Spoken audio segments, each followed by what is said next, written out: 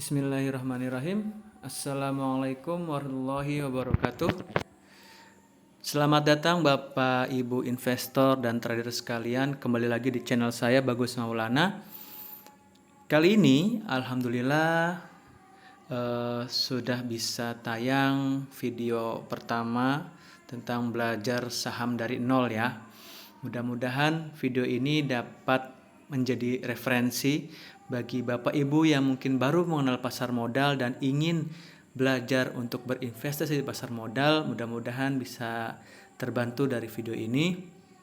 Dan saya akan disclaimer dulu di awal. Video ini saya buat berdasarkan pengalaman saya dari 2019 hingga sekarang berkecimpung di dunia pasar modal, dan beberapa poin saya ambil dari sumber-sumber yang terpercaya sehingga dapat membuat video ini lebih kredibel lagi. Baik Bapak Ibu sekalian, langsung aja ya kita mulai belajar saham dari nol, supported by investor muda Serang.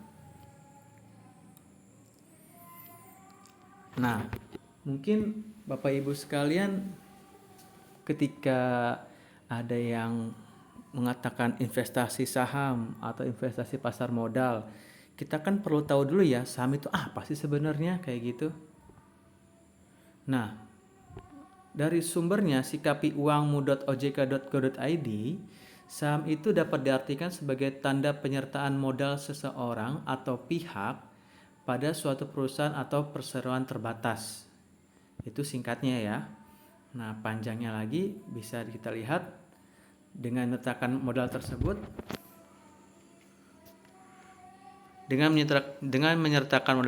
maka pihak tersebut memiliki klaim atas pendapatan perusahaan, aset perusahaan, dan berhak hadir dalam rapat umum pemegang saham. Seperti itu. Jadi saham itu bukan sembarangan. Jadi saham itu berupa tanda kita itu memiliki suara, memiliki hak atas perusahaan tersebut. Nah, zaman dahulu kala saham itu berbentuk warkat, ada bukti fisiknya ya, warkat saham atau lembaran saham. Di situ tertulis bahwa Mr. A memiliki saham dikatakanlah di Bank BNI sebanyak berapa ribu lot seperti itu dengan nilainya berapa puluh juta rupiah, lalu ditandatangani oleh direksi Bank BNI dan itu diberikan kepada si investor tersebut. Nah, seiring perkembangan zaman, warkat saham itu kini tidak lagi langsung dipegang oleh investor, melainkan disimpan, ada banknya khusus, bank penyimpan warkat saham, dan kita investor itu cukup membelinya melalui handphone saja.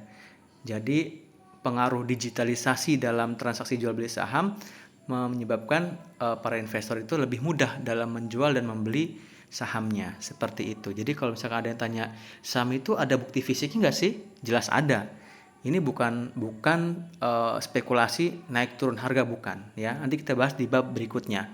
Yang jelas pada bab ini ingin ditegaskan adalah saham itu ada bukti fisiknya ya.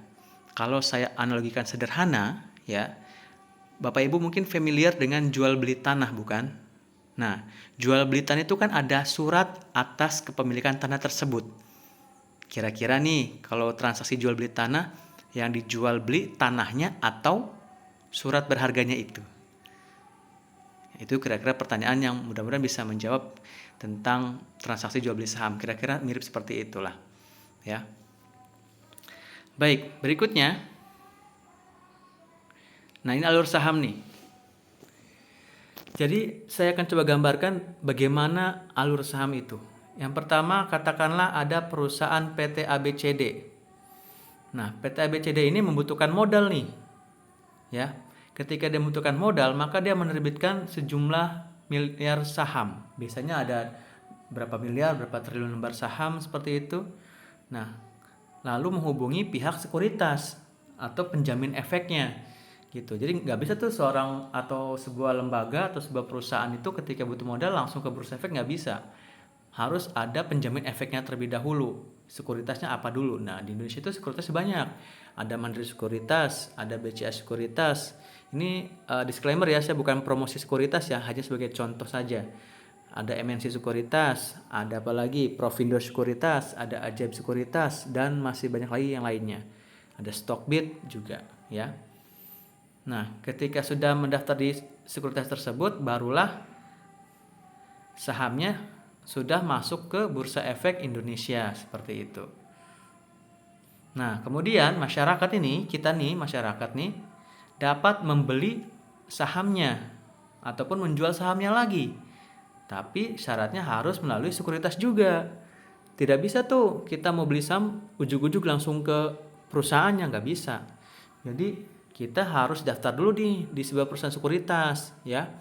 Untuk wilayah Serang sendiri, yang sekuritas yang berkantor di Bursa Efek Indonesia perwakilan Banten tuh setahu saya ada 2, ada Provindo Sekuritas dan satu lagi Indo Premier Sekuritas.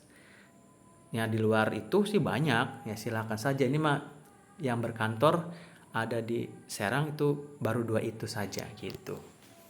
Ya. Jadi ketika sebuah saham PT ABCD sudah diterbitkan, maka selanjutnya adalah transaksi itu dari penjual dan pembeli adalah masyarakat lagi.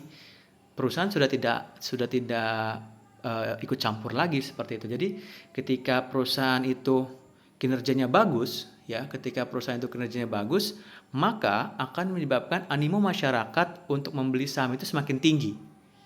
Sehingga menyebabkan harga sahamnya pun ikut naik, seperti itu.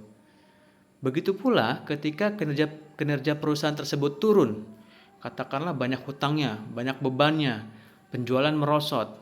Nah, otomatis kita sebagai investor nggak mau rugi dong, ya kan? Maka itu pun yang menyebabkan banyak masyarakat atau investor berbondong-bondong menjual saham tersebut, sehingga berdampak pada harga sahamnya ikut turun juga. Seperti itu. Jadi naik turunnya saham itu terikat dengan kinerja perusahaan. Bukan, sekali lagi, bukan fluktuatif yang tebak-tebakan atau spekulasi, bukan. Di luar sana masih banyak yang mengira saham itu tebak-tebakan. Naik nih, turun nih, kayak gitu. Akhirnya kita menebak kapan naik, kapan turun. Itu yang salah, sama sekali salah. Ya. Karena naik turunnya harga suatu saham itu dipengaruhi atas kinerja perusahaan tersebut. Oleh sebab itu, bagi seorang investor perlu atau penting mempelajari ilmu analisisnya. Ya, analisisnya ada 2, nanti kita bahas di video berikutnya. Ada analisis fundamental berdasarkan laporan keuangan, lalu cash flow statementnya, kayak gitu. Itu fundamental. Dan satu lagi analisis teknikal. Kalau teknikal ini kita melihat chart, melihat diagram, ya, bukan diagram, mohon maaf, melihat chart, ya, chart candlestick. Itu merupakan data transaksi jual beli saham seperti itu, sehingga kita bisa memperkirakan kira-kira di masa yang akan datang dengan pergerakan hari ini atau pergerakan selama 1 atau 2 bulan ini, apakah akan naik atau turun, seperti itu, ya. Baik, kita lanjutkan. Nah, jenis saham itu ada 2, ada pasar modal syariah dan pasar modal konvensional. Jadi ada yang syariah juga nih, seperti itu, ya. Jangan takut, bagi yang pengen investasi di pasar modal syariah juga ada. Dan banyak sekali emiten-emiten atau perusahaan-perusahaan yang sesuai dengan pasar modal syariah, begitu.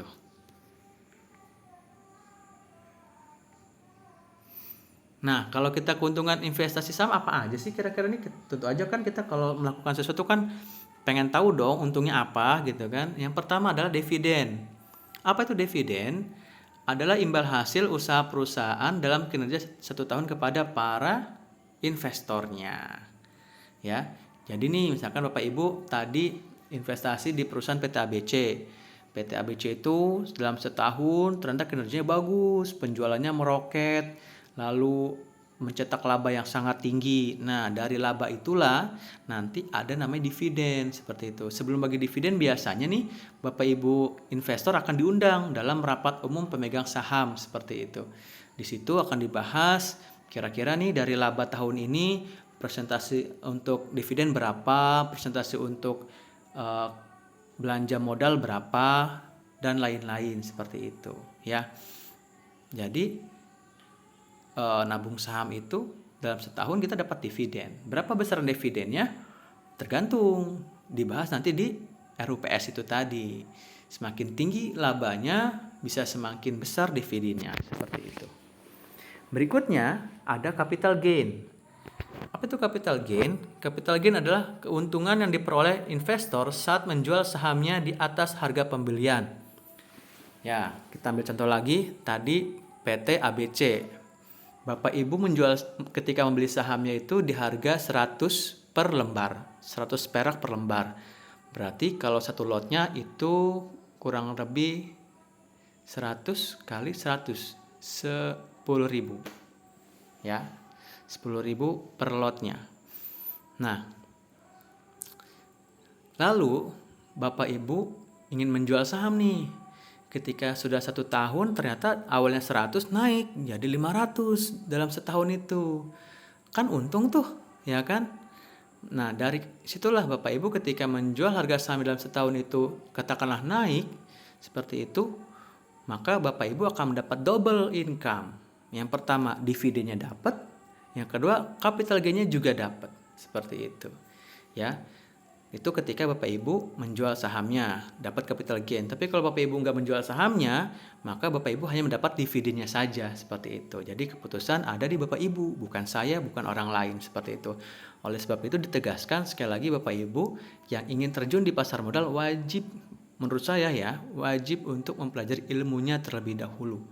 Ya, oleh sebab itu saya bersama teman-teman berkumpul di komunitas investor muda Serang akan mencoba untuk mendampingi Bapak Ibu dari awal sampai betul-betul paham dalam dunia pasar modal, seperti itu.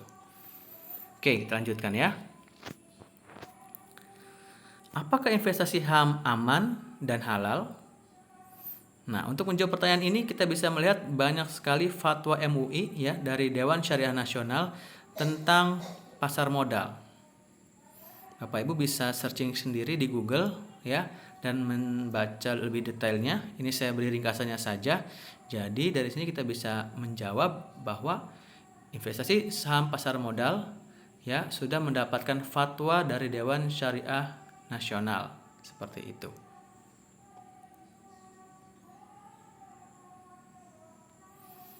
Berikutnya masih, apakah investasi saham itu aman? Kita bisa lihat. Jadi pasar modal Indonesia itu sangat teratur, sangat diatur ya, regulated sekali seperti itu. Dimana kita bisa lihat di atasnya itu ada OJK. OJK menaungi ya aktivitas di pasar modal Indonesia seperti itu. Ya, kita bisa lagi kemudian ada bursa efek, lalu ada lembaga clearing penjamin seperti itu. Ada lagi lembaga penyimpan dan penyelesaian, kustodian. Nah, ini di KSEI inilah biasanya warkat-warkat tadi disimpan seperti itu. Ya. Dan bawahnya kita bisa lihat ada emiten, perusahaan dan reksadana, ada pemodal. Pemodal ini kita nih, ada yang asing, ada domestik seperti itu. Profesi penunjang, ada angkutannya, notaris, penilai, konsultan hukum. Jadi nggak sembarangan ya, tidak sembarangan. Kalau ada yang masih ragu apakah invest saham itu benar-benar aman, bisa saya jelaskan bahwa perusahaan yang sudah terdaftar di Bursa Efek Indonesia itu sudah melalui proses yang sangat panjang dan data-datanya dapat diketahui oleh seluruh investor, seluruh nasabah, baik dalam negeri maupun luar negeri, sehingga semua orang bisa mengontrolnya. Kita tidak membeli kucing dalam karung tentu saja. Kita bisa melihat kinerjanya lewat laporan keuangan, apakah tumbuh atau tidak, rugi atau tidak, seperti itu. Sehingga semuanya serba transparan sekali. Jadi kalau menurut saya dengan transparan seperti itu seharusnya kita sudah nggak ragu lagi dong, seperti itu. Kalau ada masalah, ada kendala terkait jual beli saham kita atau terkait informasi, kita harus kemana? Di Serang sendiri ada kantor Bursa Efek perwakilan Banten di depan Bank BNI Kota Serang. Di situ kantornya. Bisa langsung datang ke sana untuk mengetahui info-info terkait tentang Bursa Efek Indonesia ataupun mengadu ataupun lain-lain bisa di situ. Dan yang saya ketahui juga di setiap daerah Bursa Efek Indonesia mempunyai kantor-kantor perwakilannya. Begitu, ya. Apalagi dengan kecanggihan teknologi sekarang, kita bisa menghubunginya via email, juga bisa direct message dari beberapa sosial medianya seperti itu. Nah, Dan di sini dapat ditegaskan bahwa menurut saya pribadi investasi saham di pasar modal Indonesia itu aman, ya. Berikutnya, investasi di masyarakat itu biasanya apa aja sih yang familiar di masyarakat? Pertama ada emas ya. Ya, ada emas. Berikutnya bursa efek, ini mungkin ada yang sudah kenal, ada yang tidak. Ada yang belum maksudnya. Deposito, ini familiar sekali, deposito bank. Ada juga yang investasi di tanah atau di lahan. Juga ada yang investasinya dalam bentuk rumah atau properti gitu. Dan ini semua adalah cara kita atau ikhtiar kita untuk melawan yang namanya inflasi. Kita ketahui bersama inflasi itu setiap tahun bertambah tinggi. Untuk tahun ini saja inflasi Indonesia itu sudah mencapai 4,5%. Mohon dikoreksi kalau salah, ya. Dan ini masih bisa ada kemungkinan naik lagi seperti itu. Kenapa kok bisa inflasi? Inflasi ini terjadi ketika uang banyak beredar di masyarakat seperti itu. Akhirnya muncullah inflasi. Seperti itu, harga meroket tinggi begitu. Nah, untuk meredam inflasi biasanya Bank Sentral akan menaikkan suku bunganya. Ini untuk menarik peredaran uang di masyarakat sehingga inflasi dapat teredam, tidak begitu tinggi seperti itu. Nah, kita tahu dong, kalau kita rasakan tiap tahun yang namanya harga selalu naik ya, dari mulai telur sekilonya yang pernah mencapai sekilonya 10.000, sekarang sekilonya bisa mencapai 26.000, 27.000 seperti itu. Ya kan, Indomie yang awalnya cuma harga 2.000 sekarang bisa menembus harga 3.000, 4.000 seperti itu. Ya, dan masih banyak lagi contoh lainnya yang mungkin kita bisa rasakan bersama-sama, itu adalah inflasi. Nah, mari kita bahas satu persatu cara masyarakat dalam menghadapi inflasi ini. Dari mulai emas dulu ya. Emas itu setahu saya, dari apa yang saya baca, dari beberapa saya konsultasi dengan para ahli, memiliki sifat hedging. Apa itu hedging? Hedging itu adalah melindungi nilai, ya. Jadi emas itu cocok untuk bila kita memiliki tujuan melindungi nilai aset kita. Sebagai contoh, katakanlah tahun ini harga 1 gram emas itu 1 juta rupiah. Nah, 1 juta rupiah di tahun ini katakanlah juga dapat membeli sebuah handphone second. Lalu 3 tahun yang akan datang ternyata emas yang awalnya 1 gramnya 1 juta bertambah menjadi 3 juta per gramnya. Secara angka bertambah dong, dari 1 ke 3 bertambah angkanya. Tapi tidak begitu dengan nilainya. Kenapa? 3 juta di 3 tahun yang akan datang ketika dibelikan barang itu dapat membeli sebuah handphone second lagi. Tidak bisa lebih daripada itu. Itu namanya hedging, ya. Jadi emas itu cocok untuk melindungi aset kita, melindungi aset tapi tidak untuk bertambah asetnya seperti itu. Itu adalah emas. Nah, berikutnya adalah saham. Saham itu ya bertumbuh 7 hingga 30% per tahunnya. Kita ingat tadi inflasi berapa per tahun? Ya, tahun ini 4,5% tahun ini ya. Dan masih mungkin untuk bertambah lagi. Nah, dari sini kita bisa lihat ternyata kalau kita investasi di pasar modal ya, si inflasi itu kalah tuh. Karena kan si nilai saham kita naik daripada inflasinya. Ya. Jadi bisa dibilang ada hal lebih yang kita ambil dari situ. Berikutnya, deposito. Bunga deposito itu besarannya per tahun itu dari 1 hingga 4,75%. Coba dilihat tadi, inflasi berapa? 4,5%. Beda-beda tipis. Ya, tipis sekali. Ini pun tergantung banknya. Beda-beda bank, beda juga bunga deposito yang ditawarkan, ya. Jadi, kalau kita investasi di deposito, kalau kita versuskan dengan inflasi, ya begitu deh, gitu kan. Dan kemudian ada juga investasi di tanah. Tanah ini setiap tahun memang harganya naik, tapi kekurangannya adalah yang kita perlukan untuk membeli 1 hektar tanah itu cukup besar nilainya. Ya, begitupun dengan properti, begitu. Sedangkan saham itu nilainya murah sekali. Setiap orang bahkan bisa membeli saham. Karena nilai terkecilnya itu dimulai dari 5.000. Yang bener saham ada 5.000. Bener. Ya, beneran deh. Saham itu ada yang 5.000 harganya, 6.000, 7.000, 10.000 dan hingga ratusan dan jutaan rupiah. Sehingga Bursa Efek itu bukan mencanangkan sih bahasanya apa ya? Ada program disebutnya nabung saham. Bagaimana kita menabung di saham. Nabung saham itu seperti apa ya? Nah, nanti kita jelaskan di video berikutnya. Oke, terima kasih banyak atas perhatiannya. Video singkat ini mudah-mudahan dapat dipahami dengan bahasa saya yang belibet banget. Dan sebelum saya akhiri, saya ucapkan mohon maaf bila penyampaian saya banyak kekurangannya, banyak belibetnya, dan sukar untuk dimengerti. Oleh sebab itu, dibuka sesi tanya jawab di kolom komentar. Ngomong komentar apa itu? Ya, jadi bagi yang ingin bertanya ataupun ingin menyangkal ataupun ingin membenarkan, dipersilahkan di kolom komentar. Insya Allah akan dibacakan di video selanjutnya.